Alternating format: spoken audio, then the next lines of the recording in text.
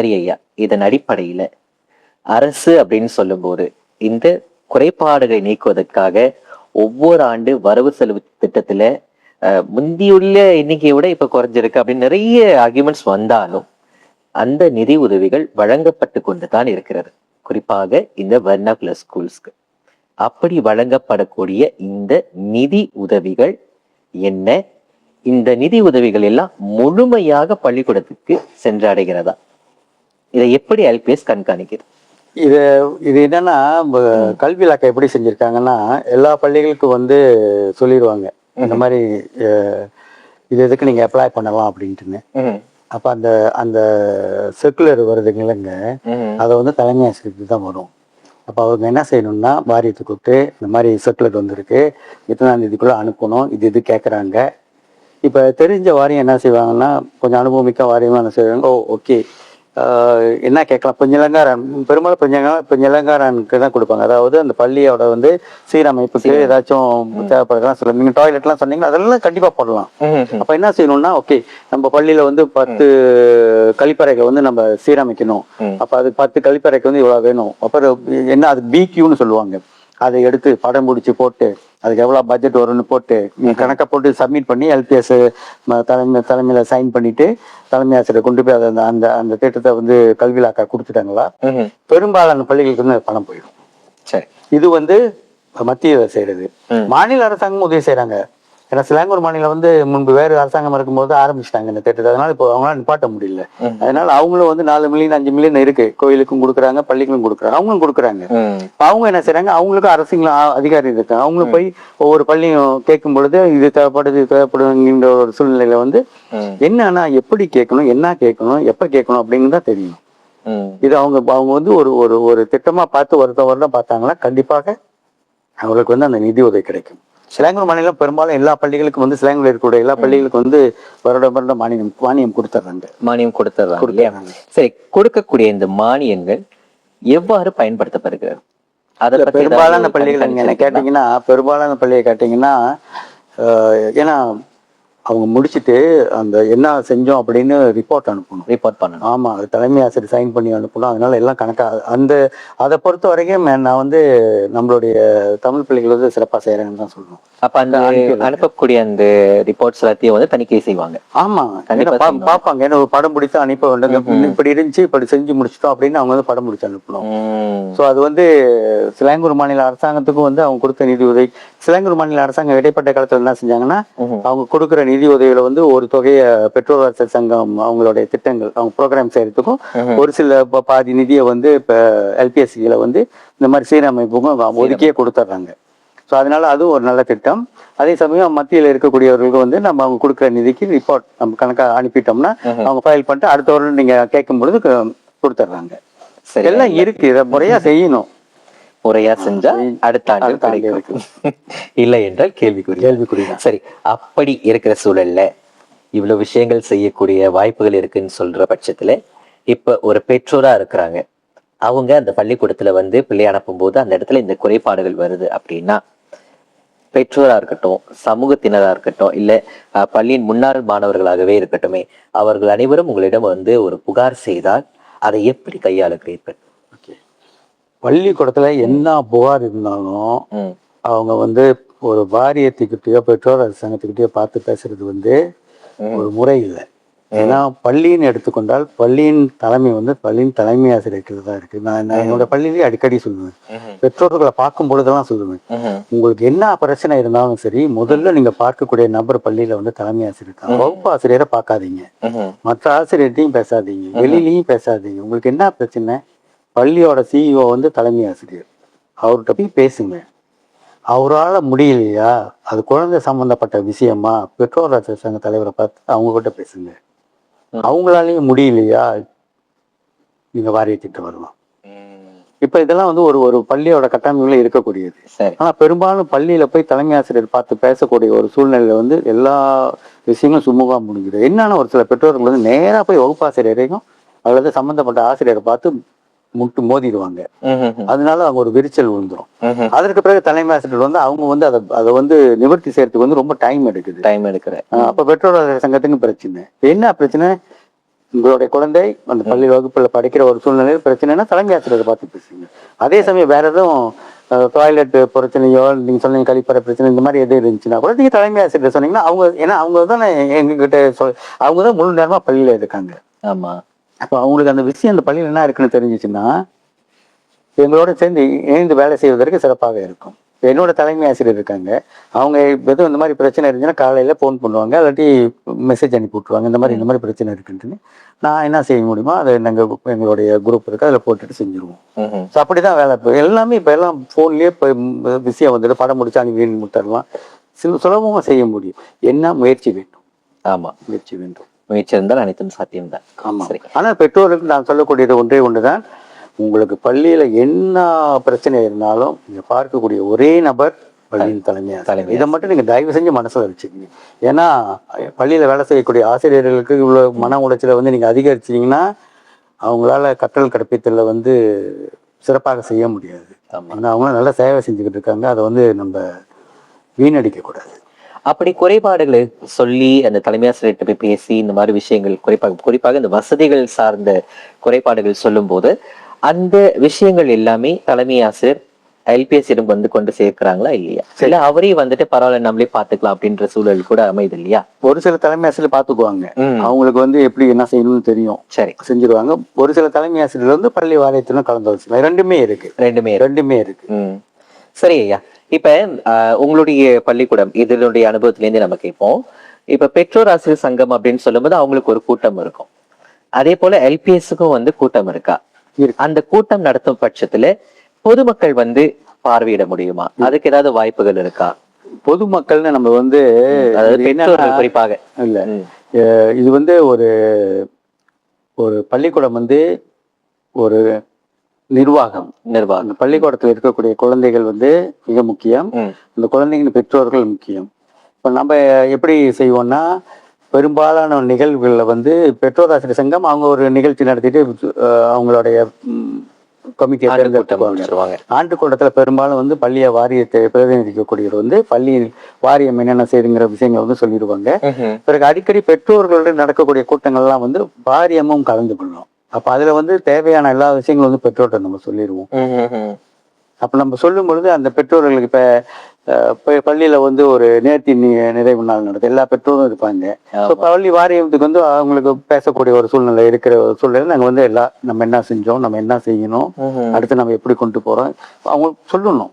அப்பதான் அவங்களுக்கும் புரியும். அப்ப அவங்க வந்து இது வந்து எல்லாம் இந்த பள்ளி வாரியமும் பெற்றோர் ஆசிரியர்கள் எல்லாம் செய்யறாங்க அப்படிங்கிற ஒரு சூழ்நிலை. எல்லாம் அமைதியா இருந்துகிட்டே இருந்துச்சுன்னா சட்ட சிரமம் தான். உண்மைதான். ஏன்னா இந்த மாதிரியான கூட்டங்கள் பள்ளிக்கூடத்துல நடக்காத பட்சத்துல குறிப்பாக இந்த எல்பிஎஸ்ஸோடைய ஈடுபாடுகள் வந்து அந்த இடத்துல இல்ல அந்த பள்ளிக்கூடத்துல இல்லாம இருக்கலாம், இல்ல இருந்தும் அவர்கள் வந்து சரியான முறையில் செயல்படலாம் அப்படின்ற குற்றம் இருக்க பட்சத்துலதான் பெற்றோர்கள்ல நம்ம கேட்கும் போது என்ன சொல்றாங்க, எல்பிஎஸ்ஆ இருக்கா அப்படின்னா என்ன அப்படின்ற ஒரு கேள்வி வருது. ஆனா இந்த மாதிரியான கூட்டங்கள் நடத்தும் போது இல்ல வாய்ப்புகள் வழங்கி அங்க நீங்க விளக்கம் கொடுக்கும் போது அவங்களுக்கு புரிதல் வரும், விழிப்புணர்வு கண்டிப்பா கிடைச்சிடும். அப்ப நம்மளுடைய விஷயங்கள் வந்து கேட்பதற்கு பிஐபிஜி மட்டும் இல்ல எல்பிஎஸும் இருக்காங்க அப்படின்றது வரும் இல்லையா? ஆக இந்த மாதிரியான கூட்டம் ஆண்டு கூட்டமா இருக்கட்டும், அது வருஷத்துல ஒரு தடவை நடக்குது. பிஐபிஜில அப்பப்ப கூட்டங்கள் நடக்கும். ஒரு பள்ளிக்கூடத்துல குறைந்தபட்சம் எத்தனை கூட்டங்கள் நடத்துவதற்கு வாய்ப்புகள் இருக்கு? குறிப்பாக இந்த எல்பிஎஸும் பிஐபிஜியும் இணைந்து செயல்படக்கூடிய அந்த விஷயங்கள் பேசுவதற்கு எத்தனை வகையில எத்தனை கூட்டங்கள் நடத்தலாம்? 2-3 கூட்டங்கள் ஆக்கப்பூர்வமானது. தேவை நேர்படினா அவங்க பெற்றோர்களை கூப்பிட்டுட்டு இது பண்ண. இப்ப நம்ம சில திட்டங்களை செய்யும் பொழுது என்ன செய்வாங்கன்னா பெற்றோர் ஆசிரியர் சங்கம் வந்து பெற்றோர்கள்லாம் கூப்பிட்டுருவாங்க.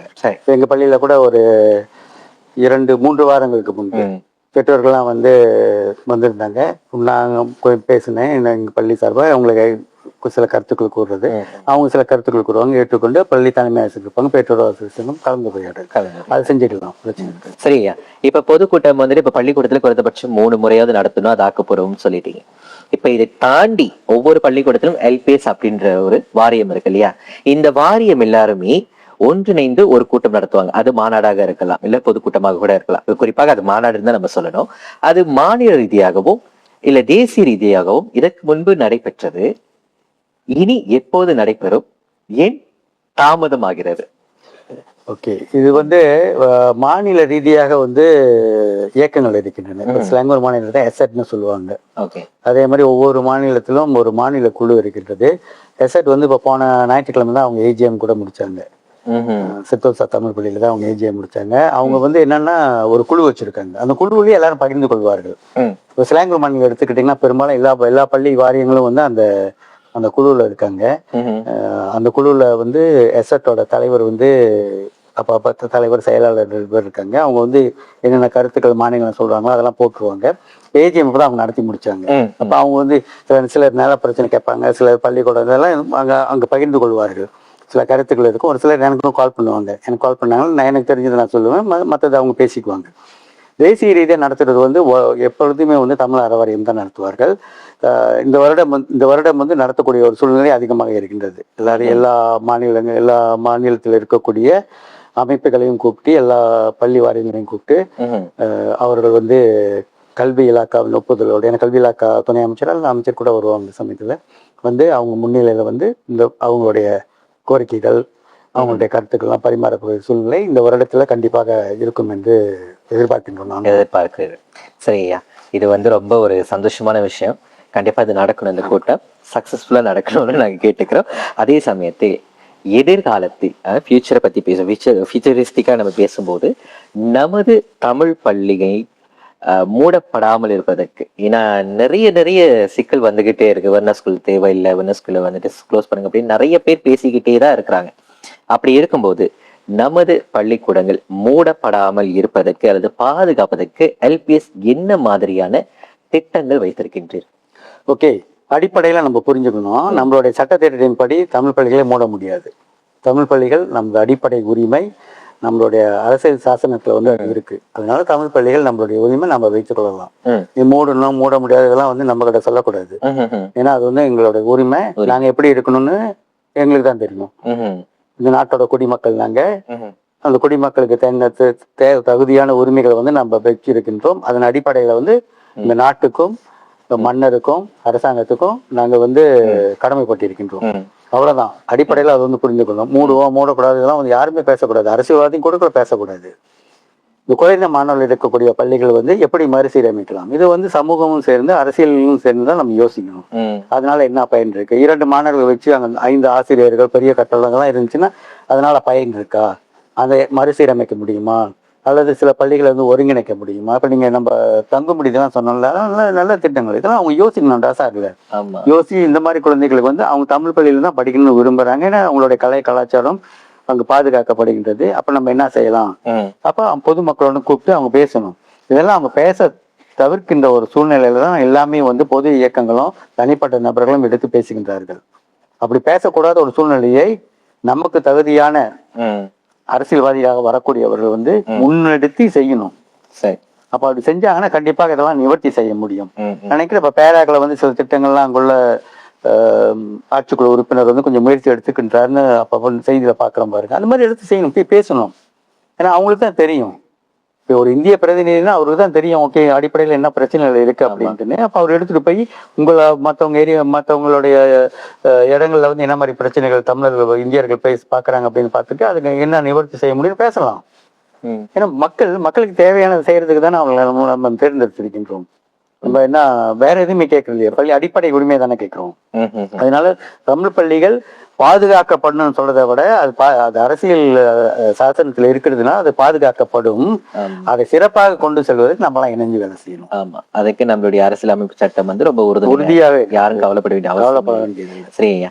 இப்போ இதை தொட்டே இறுதியா ஒரு கேள்வி வைக்கிறதுக்கு முன்னுக்கு, அடிப்படையில தமிழ் பள்ளியில மாணவர்கள் எண்ணிக்கை அப்படின்னு நம்ம முதல்ல நிறைய விஷயம் பேசணும் இல்லையா? அதை தொட்டே இந்த அஸ்ராமா விஷயங்கள்லாம் பேசணும். மேற்கொண்டு இந்த பாலர் பள்ளிகள் தமிழ் பள்ளிகளை உருவாகுவதற்கு என்ன மாதிரியான வாய்ப்புகள் எல்பிஎஸ் உருவாக்கி கொடுக்க முடியும்? அரசாங்கம் உதவி பெற்ற பள்ளிகள் எல்லாத்துலேயும் வந்து முழு உதவி பெற்ற பள்ளிகள் வந்து பாலர் பள்ளிகள் இப்ப இயங்க ஆரம்பிக்கலாம். ஆமா, அவங்க கல்வி இலாக்கா என்ன கேட்கறாங்கன்னா, இப்ப இந்த ஆண்டுல வந்து உங்களுக்கு ஒரு பாலர் பள்ளி இருக்கா, 25 மாணவர்கள் படிக்கிறாங்களா, அடுத்த ஆண்டு எவ்வளவு பேர் வரப்போறாங்க, அதுக்கு அடுத்த ஆண்டு எவ்வளவு பேர் வரப்போறாங்க. இதுக்கு யாரு வந்து சமுதாயத்தில் உள்ளவங்க தான். இப்ப பள்ளி என்ன சொல்லுவாங்கன்னா, இப்போ அடுத்த வருடம் வரப்போற பிள்ளைங்கள்லாம் வந்து இப்போ நீங்க போய் சிஸ்டத்துல கீன் பண்ணுங்க அப்படின்றாங்க. இது வந்து மேபி நான் நினைக்கிற பொது இயக்கங்களும் சரி, பள்ளியும் சரி, மக்களுக்கு இன்னும் கொஞ்சம் கொண்டு போய் சேர்க்கணும். அப்ப என்னன்னா அப்பதான் வந்து அவங்க அதை செஞ்சாங்கன்னா தான் அந்த அந்த அந்த அந்த ஸ்டாட்டிஸ்டிக்ஸ்ன்னு சொல்றாங்கல்ல, அது வந்து முழுமையா இவங்க கிடைக்கும். அதை வந்து இவங்க அரசாங்கத்திற்கு கொடுத்துட்டாங்களா, அரசாங்கம் வந்து அதுக்கான பட்ஜெட்டை ஒதுக்கி வருகின்ற ஆண்டுகளை வந்து அதை நிவர்த்தி செய்ய முடியும்.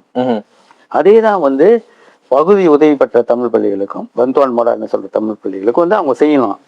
அப்படி அந்த பட்ஜெட் வராத ஒரு சூழ்நிலையில வந்து பள்ளி வாரி என்ன செய்யலாம்னா, ஓகே அடுத்தது வந்து பள்ளிக்கூடத்துக்கு இவ்வளவு குழந்தைகள் வர போறாங்க, நம்ம என்ன செய்ய, இப்ப எங்க பள்ளியிலேயே வந்து பந்துவான் மோடால் தான் நாங்க சொன்ன இந்த மாதிரி பிள்ளைங்க இவ்வளவு பேர் வர போறாங்கன்னு நாங்க கொடுத்தோம். அப்ப அவங்க என்ன சொன்னாங்க, இப்ப பட்ஜெட்ல இன்னும் 2 வருஷம் ஆகும் அப்படின்னாங்க. அப்ப நாங்க என்ன செஞ்சோம், நாங்களே வந்து வகுப்பறை இந்த விளையாட்டு தடெல்லாம் செஞ்சிடறோம், டீச்சர்ஸை நீங்க அனுப்பிட்டு அவங்களுக்கு சம்பளம் கொடுக்க முடியுமானா அது முடியும் அப்படின்னாங்க. அவங்க ஏற்பாடு செய்யறாங்க. நாங்க வகுப்பறையெல்லாம் கணக்காக செட் பண்ணிட்டு வந்து இன்ஸ்பெக்ஷன் வந்து பார்த்துட்டு ஆசிரியரையும் ஒரு பந்து அனுப்பிட்டு இப்போ அது வகுப்பு ஓடிக்கிட்டு இருக்கு. இப்போ அடுத்தது இன்னொரு வகுப்பு வேணும்னா என்ன செய்யணும், பெற்றோர்களையும் இப்போ நம்ம வந்து சொல்லலாம், ஓகே நம்ம இன்னொன்று வேணும்னு சொல்லலாம். பெற்றோர்கள் என்ன செய்யணும், அந்த வட்டாரத்தில் உள்ளவங்க வந்து அவங்களுக்கு தெரியணும், அடுத்த வருடம் வந்து இப்போ 6 வயது குழந்தைங்களாம் இப்போ ஒன்னா போகிறாங்க. ஆமா, அது வந்து இன்னொரு பெரிய திட்டம். அப்ப 5 வயது குழந்தைங்க 4 வயது குழந்தைகள் பள்ளிக்கு வரலாமான்னு பார்க்கணும். அவங்களும் ரெஜிஸ்டர் பண்ணணும். அவங்க ரெஜிஸ்டர் பண்ணாங்கன்னா நமக்கு ஒரு எண்ணிக்கை தெரியும், அதை வச்சு நம்ம அப்ளை பண்ணலாம். அப்படி அப்ளை பண்ணக்கூடிய சூழ்நிலையில வந்து கல்விலாக்கால் உதவி செய்யறதுக்கு நிறைய பேர் இருக்காங்க. அந்த மாதிரி திட்டங்கள் இருந்துச்சுன்னா.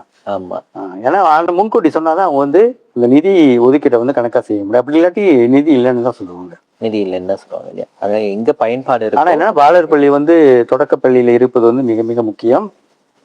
அப்படி இருந்துச்சுன்னா அந்த குழந்தைகள் வந்து சிறப்பாக பள்ளியில செய்ய முடியும், தொடர்ந்து பள்ளியில வந்து ஆரம்ப கல்வி தொடர முடியும். ஆமா, அவங்க 1ஆம் ஆண்டு போகும் பொழுது அந்த பிள்ளைகள் படிக்கக்கூடிய அதே மாணவர்கள் 1ஆம் ஆண்டு போறதுக்கு எந்த சிக்கலும் இருக்காது. ஏன்னா அவங்களுக்கு பழக்கமாயிரும் அந்த பள்ளிக்கூடமும். அதனால எந்த ஒரு தயக்கமும் இருக்க வாய்ப்புகள் இல்லை. இது படுத்துவதற்கு நிறைய பேருடைய உதவிகள் கண்டிப்பாக தேவை. வேலையில அவர்களிடமும் நாங்க வந்து கேட்டுக்கொள்கின்றோம், தயவு செய்து இதையும் ஒரு முக்கியமான விஷயமா எடுத்து பேசுங்க. எதிர்காலத்தில் நம்மளுடைய தமிழ் பள்ளிகள் நம் நாட்டில் சிறந்து விளங்கக்கூடிய எல்லா சூழலும் அனைவரும் ஒன்றிணைந்து செயல்பட்டால் மட்டுமே சாத்தியப்படும்.